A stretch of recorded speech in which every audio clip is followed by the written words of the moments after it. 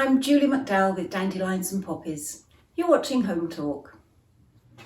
Today I'm going to show you how to make a pillar candle out of an empty Pringles tube. I'm going to make an incision here with my craft knife and cut it all the way around. That is going to be a candle, and this is going to be a candle too, because I can put the top on the bottom there. That already has a bottom on it. Now the first thing I'm going to do is cut a little shape out of it so that it looks a bit more like a pillar candle.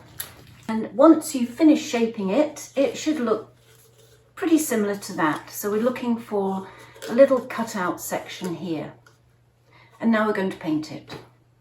So using any paint in any colour that you like, chalk paint's actually very good for this, something that's quite thick. I'm using a whitish colour, and you can actually obviously paint it any colour you like. And applying it quite liberally, I'm going to give this 2 coats all over, and I'm also going to paint the inside, but not all the way inside, just the part that we will see when we look at it from above. I've given my tube 2 coats of paint, and as you can see, I've also painted inside, but not all the way down, just the part that we might be able to see. And now I'm going to turn it into a candle. And now, using a hot glue gun, I'm going to create the illusion of dripping wax by very slowly and carefully just letting the glue fall down the pillar and letting it pool at the bottom.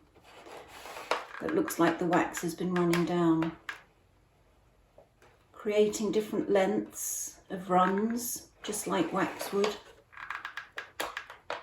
missing a few spaces so it's not continuous. Okay, have to go all the way around with that, and also let some pool on the top so that you're hiding the rim of the Pringles tube. So I will go all the way around that, and then I'll show you how it looks. Here's my candlestick. The glue is dry, and I've given it a coat of paint over the glue so that it looks like the wax of the candle running down. Now obviously there is no weight to this.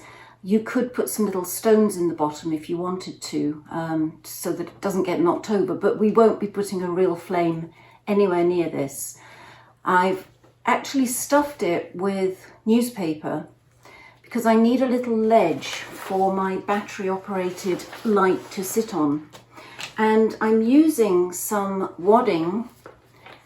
You could actually use cotton wool or white tissue paper, just something so that we can hide that light, but we do need to have access to the light, obviously, to turn it on. And here's the finished project. I made 3 candles from 2 Pringles tubes. I hope you enjoyed this episode and I've inspired you to have a go. I'm Julie McDowell, you're watching Home Talk. I'll see you next time.